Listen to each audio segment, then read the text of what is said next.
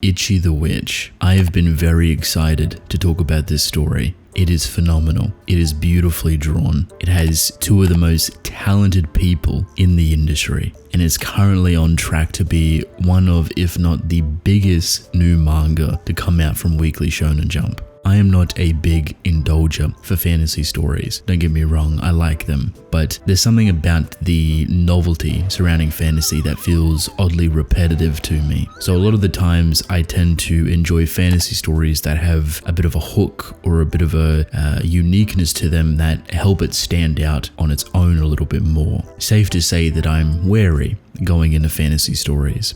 Ichi the Witch, prior to its release, was something always on my radar for a couple of different reasons, which I'll explain in a moment. Obviously, I didn't know if I'd like this story. I didn't know if it'd be well received in the community. All I know is that it had pedigree behind it. Potent, powerful, incredible author and artists that have history, that are talented, that have a reputation of doing incredible things.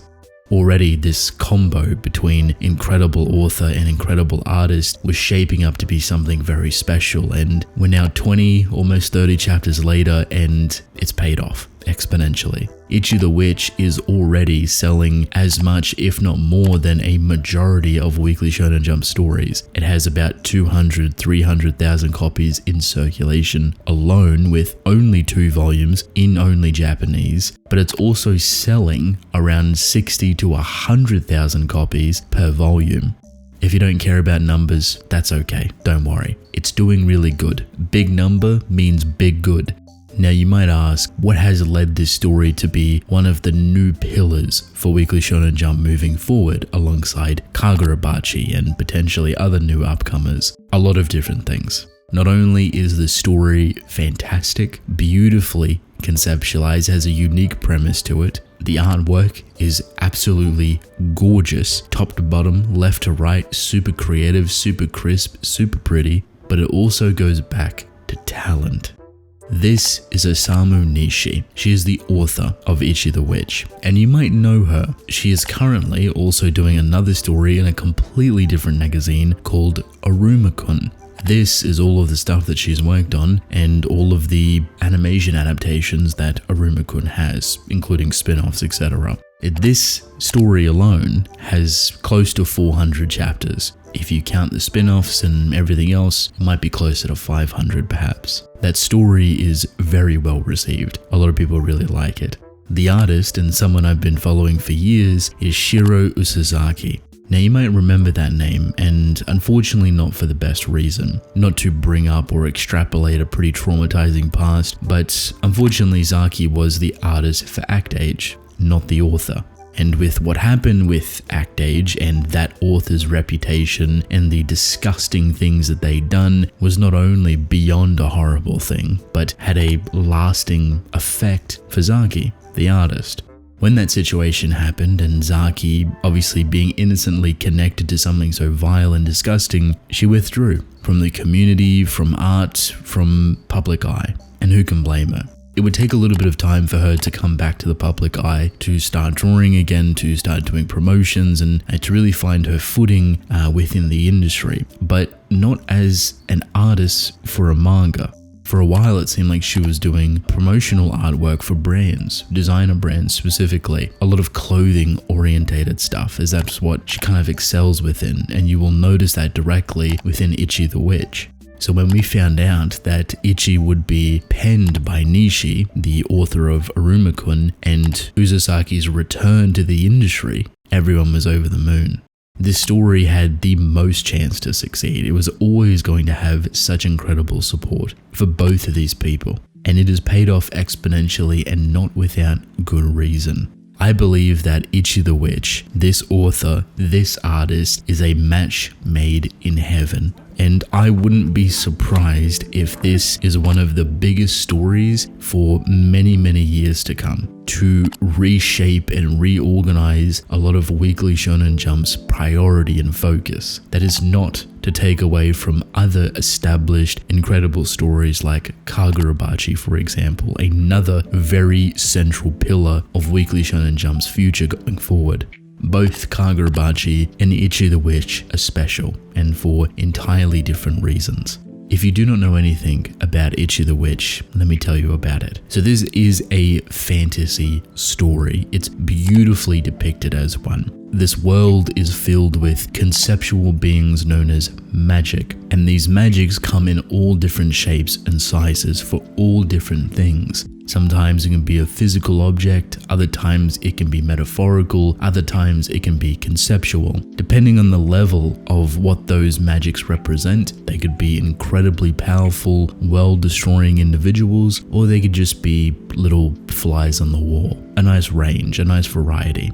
Now there's a lot of magics in the world, but not an endless amount. There's a lot that have been hunted down by witches. Now witches within this world utilize magics as weaponry. Basically, they have to go out and capture said magic by performing a task that is related to that magic. For example, there is a shark magic within this story, and the requirements for it to be captured is to make it pretty, to make it look beautiful. So while certain fights and things can obviously happen between witches and these magic, other ones are relatively dormant. The difficulty is within the requirements and trying to figure out what the magic actually wants. If you can do this, you can acquire said magic and bring it back into your arsenal to wield. Now it's important to note that women are the only witches in this world. It is rooted in their society and how it builds around the power of witches and women in general potentially having latent abilities. A lot of the non-witches that are women within public spaces have the possibility to become witches or to even just use power in general. This would all change, however, with a boy called Ichi, the first male witch. Now his circumstances to becoming a witch is a little bit weird. See, this boy was born and raised on a mountain. We don't see much about his family, we don't see much about friends or anything really. He's just alone on this mountain, but he is a incredibly skilled hunter. And the reason why he hunts is to survive, to eat food, to protect people on this mountain. The difference is that he's not a poacher. He's not hunting things necessarily for fun, but he respects the hunt itself. If something is coming with the intent to kill him, respectfully he returns that same energy. This ideology is very, very important because he comes across a very powerful magic known as King Uro. And Uro has been getting chased by witches for a very long time, but no one could acquire him. He's crafty, he's meticulous, his requirements are unknown until Ichi comes into the picture. This is to say that Ichi actually requires Uro through a certain situation. They partially merge together with Uro becoming one with Ichi and giving him an immense amount of power, unlike anything people have seen before. Even though this turns him into the first known male witch, this isn't relatively a new world for Ichi. While the aspect of being a witch is the fundamentals, the learning, the people he comes across, the act of hunting down different magic is something he's been doing his entire life. While the end goal is to hunt them all down and acquire them and take out things that would be problematic for humanity, certain magics that hate humanity, like Uro for example, or another magic called the World Hater, Ichi thrives in this environment. It's where his talent really lies and he shows it exceptionally well. The two characters that he would meet and become very close to, Descaris, one of if not the most powerful witches of current day, called the Abyssal Witch, absolutely gorgeous design, and Komugi, someone that's a support, information, medicine, helping hand, aid type of thing. All of them have a lot of comedic relief and all of them are beautifully drawn.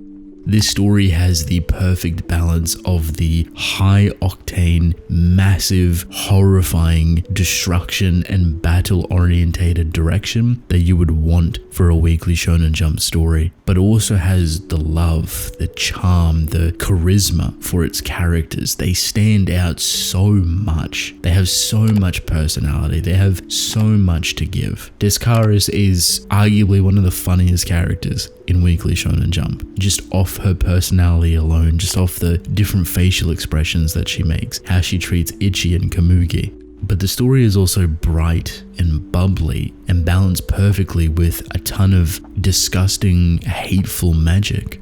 Personally, Ichi the Witch is the perfect storm. Great story, great characters, great artwork, great ideas, and an even brighter future. Alongside a phenomenal and well-respected author and a phenomenal and well-respected artist. A duo unlike any kind people have seen before.